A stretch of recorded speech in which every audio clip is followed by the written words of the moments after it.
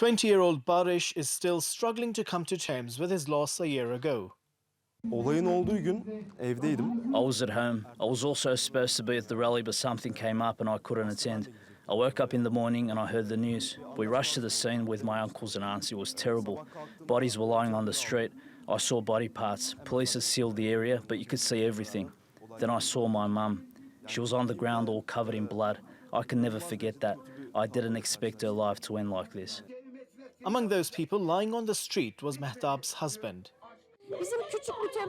We had a simple, small world. I was a lawyer too, working at the same office with my husband. We had just had a baby. Even in those circumstances, we were just asking for peace, and that ruined our small world.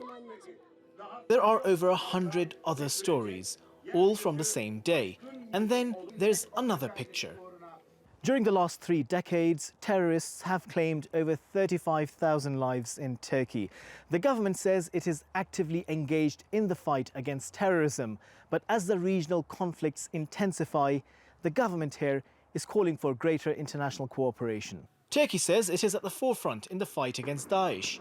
And while the world increasingly seems to be recognizing this threat, analysts say it's being undermined by Western support for some terrorist groups.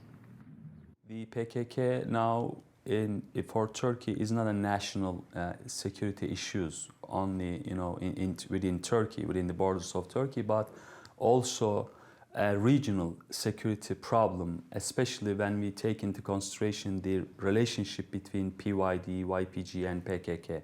I mean, not only in terms of the ideological, the commonalities between PYD and PKK, but also they are sharing the same military pool.